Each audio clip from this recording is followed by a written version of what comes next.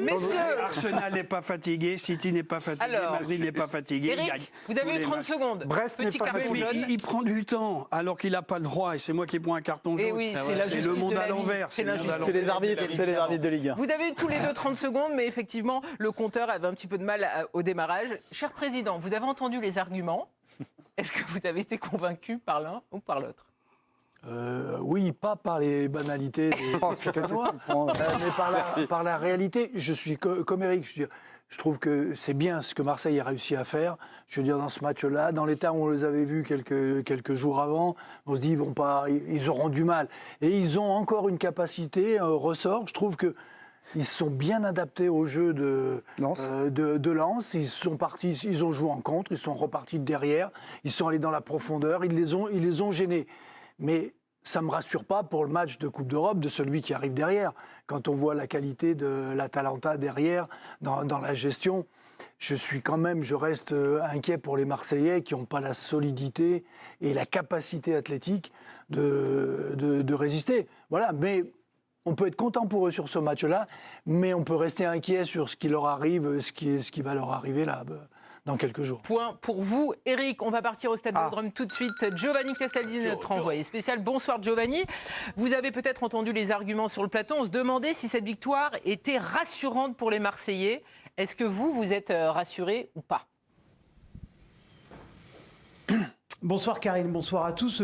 Ça dépend ce qu'on prend en compte. Si c'est rassurant pour la fin de saison et le potentiel billet en Coupe d'Europe via le championnat, ça peut être rassurant. Si c'est dans l'optique de la qualification face à l'Atalanta Bergame, non, pas du tout, parce que j'ai vu une équipe marseillaise qui était très touchée physiquement, qui avait beaucoup de difficultés à construire. Il y avait pas mal de déchets. Je salue leur capacité mentale à s'être accrochés, parce qu'honnêtement, quand Lens égalise, tu peux te dire ils vont sombrer. Ils sont tout de suite repartis de l'avant et on voit que cette équipe et ce groupe a des valeurs et ils sont soudés. Bravo à eux d'avoir marqué, de s'être imposé ce soir, c'était très important.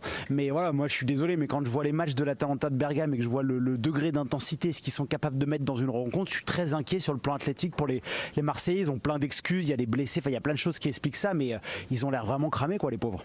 Merci beaucoup Giovanni Dave. Vous étiez rassuré. On rappelle quand même que Lyon avait gagné dans les dernières minutes, que Marseille avait la pression, qu'ils pensent faire match nul à quelques minutes de la fin et que finalement ils arrachent la victoire. C'est tout ceci qui vous fait croire que les Marseillais ont fait plus que gagner ce soir ? Moi je trouve que tout le monde les voit plus fatigués que... Alors soit ce qu'ils sont, soit ce que moi j'ai vu. En première période par exemple, moi j'ai essayé de trouver au-dessus de Lens. Moi je trouvais qu'ils avaient... capacité à presser. D'ailleurs, les Lensois n'arrivaient pas à développer leur jeu, à installer leur domination. Ils étaient obligés de se faire des passes à répétition entre les centraux parce que vraiment, ils n'y arrivaient pas. Je trouve que les Marseillais étaient bien au contact. En seconde période, on a l'impression que Marseille n'est plus très, très dangereux, c'est vrai. Mais je trouve que Lens, sorti du but, je parle en seconde période, il y a très peu de choses en fait. C'est-à-dire que même quand ils sont en souffrance, ils arrivent finalement à concéder assez peu de choses à l'adversaire. Alors après, peut-être que c'est dû au niveau de Lens, on pourrait rediscuter de ça. Mais moi, par rapport à ce que je projetais du match avant le début du coup d'envoi, je me suis dit, Lens, c'est une équipe qui, même si cette année elle est moins performante, c'est une équipe qui met toujours de l'intensité, met toujours un engagement. Je me suis dit, ça va faire mal aux Marseillais. Et à l'arrivée, je trouve pas tant que ça.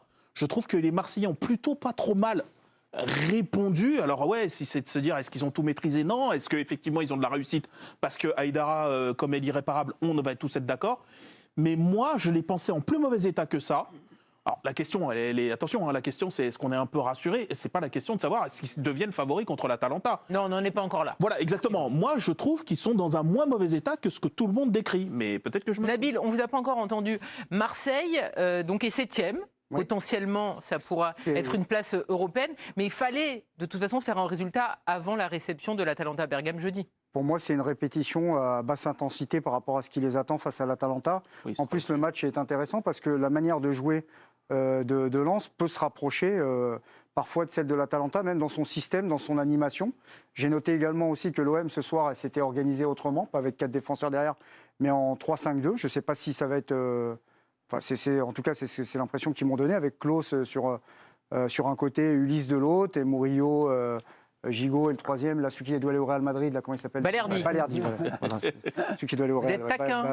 Pardon? Vous êtes taquin. Ouais, parce qu'il y a un moment, il faut arrêter, faut être un peu lucide, quoi. Parce que Balerdi, je veux bien que ça soit un bon joueur, mais il fait des bons matchs, mais à chaque fois qu'il y a des bêtises, une fois sur deux, il est dans le coup. Donc. Oui, mais il se débite jamais quand il y a des séances de tir au but. Mais enfin, c'est pas la question. Bon, ça, c'est un autre. C'est vrai que c'est pas du tout. C'est un autre. Mais je tiens à le dire quand même. C'est un autre débat. Et non, et moi, je voulais aller plutôt pour apporter un complément, plutôt aller sur des individualités ce soir, parce que là, on parle du collectif. Il y a 2-3 joueurs que j'ai trouvé quand même pas mal. Alors, c'est vrai qu'il y en a qu'on peut estimer sur la jante. Bon, Pape Gay, au-delà de son but, je trouve que c'est quand même intéressant ce soir, ce qu'il a fait. Et puis, je suis désolé, une fois encore, alors je sais qu'il a été critiqué en début de saison, mais enfin, on peut le dire, il y a un Marseille avec et sans Aubameyang. 14e but en Ligue 1 pour Aubame ce soir. Lui, il faut vraiment en prendre soin au maximum, parce que lui, même s'il a 35 ans, ça reste un joueur de niveau mondial par rapport à ceux qui l'entourent globalement. Et c'est un joueur qui peut vous gagner des matchs, même quand vous êtes en difficulté. Et puis si l'Atalanta, en plus, joue un peu comme Lens et vient vous agresser et tout, si vous arrivez à ressortir, j'ai l'impression qu'Aubameyang, alors je ne dis pas qu'il va faire les JO sur le 100, le 200, le 400 ou le 800. C'est pas prévu. Mais en tout cas, il est beaucoup plus rapide qu'en début de saison. 27e but, toute compétition confondue pour Aubameyang. Marseille nous appelle Giovanni. Finalement, vous êtes plus marqué par la pâle prestation des Lensoises que par la victoire marseillaise, c'est ça ? Exactement, Karine, pour le coup j'étais assez d'accord avec Dave quand il parlait de l'OM. Effectivement, peut-être que c'est un regard un peu trop sévère, mais ce qui est sûr, c'est que ce soir ils n'ont pas tombé face à une grande équipe, parce que j'ai trouvé que les Marseillais avaient été rarement mis en difficulté, parce qu'il y a un déchet mais monstrueux de la part des Lensois. Je veux dire, il y a quand même une occasion énorme d'Eli Wahi sur le raté de Murillo, elle est énorme. Sotoka, la tête, bon, peut-être qu'il est un peu malchanceux, ils ont quand même 2 occasions énorme, et je trouve qu'ils sont imprécis, je trouve qu'ils n'arrivent plus à développer de jeu.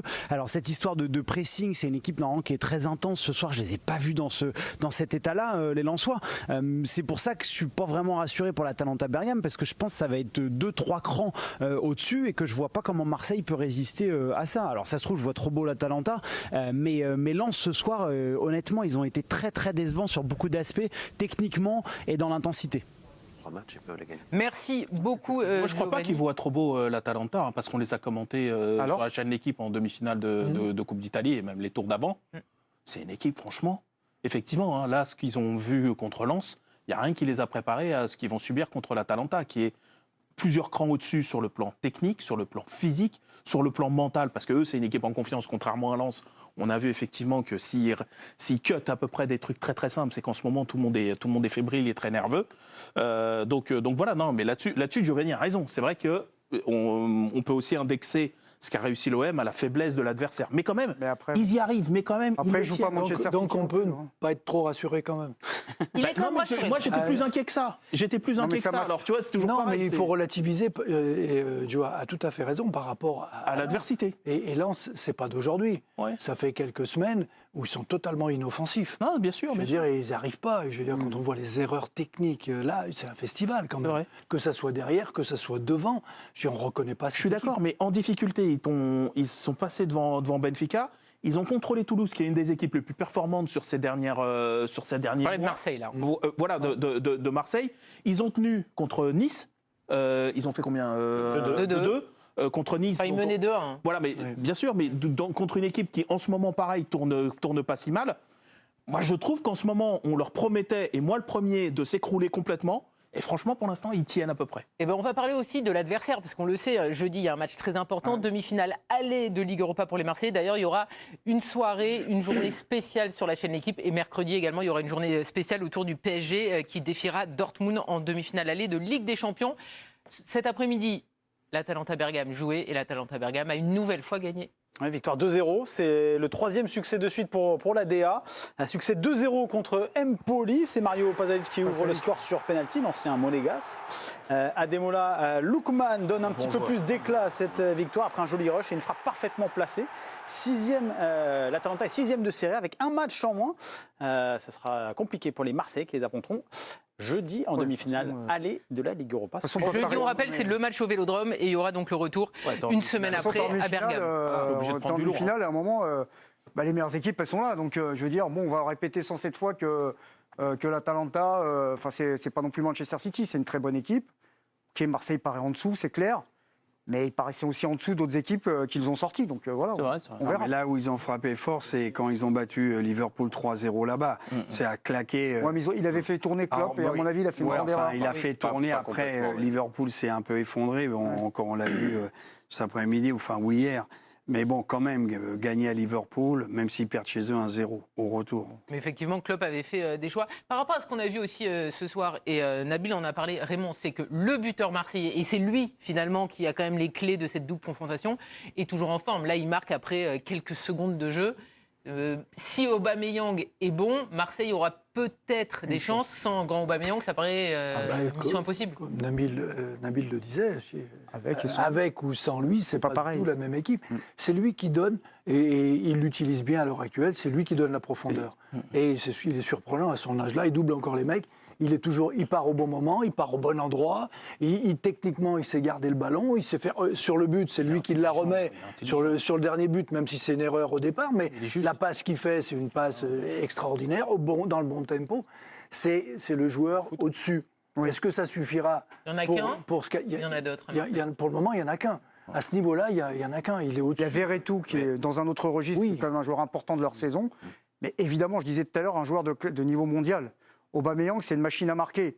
Il a marqué dans tous les championnats où il a été nommé dans des listes de ballons d'or. Je veux dire, évidemment qu'il reste des traces de tout ça. Oui, mais pourtant, on a douté de lui. D'abord, on disait l'après Sanchez, il est passé à Barcelone, il a joué 3-4 mois, il est parti à Chelsea, il n'a pratiquement pas joué. Moi, quand je l'ai vu arriver, je suis derrière lui, je l'ai toujours bien aimé. C'est vrai. On doutait quand même. Bien sûr. Et il portait quand même un sac à dos de 800 kilos avec Sanchez, il n'y arrivera pas, ceci, cela. Bon, il s'est retapé. Rappelle-toi, dépression, il pleurait. Non, mais ça moi, je dépendait, l'ai vu quand même au mois de décembre, janvier. Heureusement que le groupe marseillais était là et que le coach. Ils ont réorganisé l'équipe. Son début de saison n'était pas bon à Aubameyang, ça c'est vrai. Et il en a 27 buts. Une information très importante, juste, excusez-moi, Timothée, une information de Giovanni Castaldi. Visiblement, Scamacca, l'un des buteurs de l'Atalanta Bergame, est incertain pour jeudi. Donc effectivement, ça a une importance. Gêne musculaire. Il est en pleine bourre. Il y a qui derrière? Une gêne musculaire. Gêne musculaire, donc on verra s'il est apte pour. C'est Bergame, c'est pas Gênes qui Marseille joue. Rassurez-moi. C'est très drôle, merci Nabil. Ça aurait peut-être été mieux. J'ai beaucoup aimé surtout le regard de Timothée à côté. On a été des mécréants de douter d'Aubameyang parce que à partir du moment où ce joueur s'est débloqué après Lille, Monaco et ses débuts à Saint-Etienne, il n'a jamais eu de véritable creux, à part quand les entraîneurs ont décidé de ne pas le faire jouer. C'est un garçon qui a une confiance en lui qui est énorme, meilleur buteur de l'histoire de l'Europa League.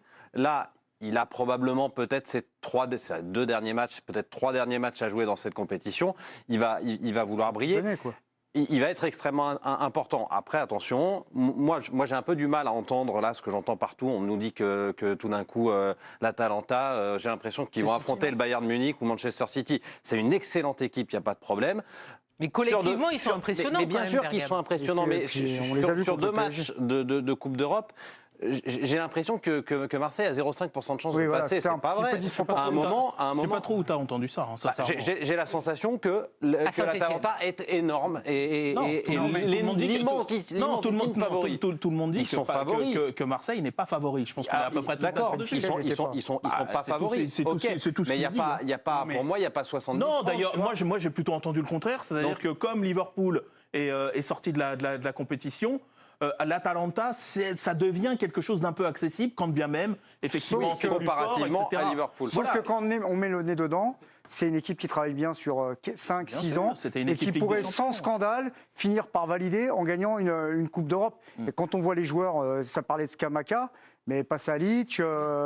Lookman, attention. Ils ont un entraîneur extraordinaire. Voilà, il y a une... Ce qui peut être quand même inquiétant, c'est vu la cascade des blessures de l'OM quand même, à faire appel à des minots. D'habitude, il y a quand même des équipes qui sont programmées pour terminer un peu en boulet de canon. Oui. Eux, ils terminent comme ils peuvent, ils ont la roue qui touche le garde-boue, je suis désolé de te dire. Et moi, je vois des équipes qui sont plein pot, programmées, parce qu'un effectif plus riche, tout ce que tu veux. Mais eux, tu as l'impression que la saison est longue, et tu te dis vivement les vacances pour eux. Et pourtant, ils doivent se battre. Là. Et ils doivent se battre aussi pour la 7e place ou la 6e. Après, c'est inespéré. En championnat, ils laissent du jus.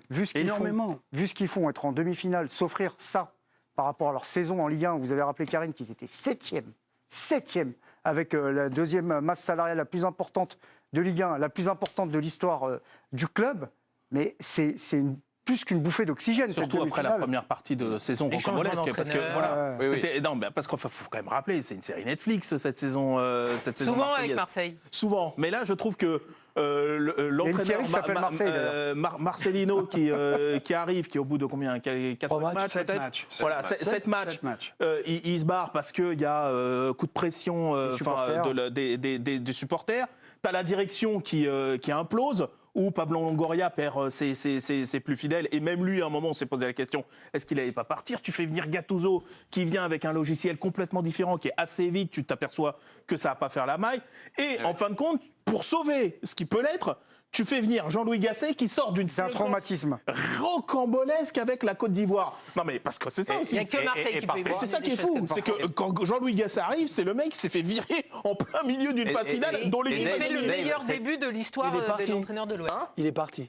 Oui, c'est pas fait virer, il est comme un accord. Je pense que s'il veut rester, il le dégage. Non mais la crise de novembre avec Longoria qui est au bord de la crise de nerfs, Benassia qui se clash avec son joueur. On a tout vécu. Mais Marseille est en demi-finale de Ligue Europa. C'est parfois comme ça que s'écrit l'histoire avec un grand H aussi.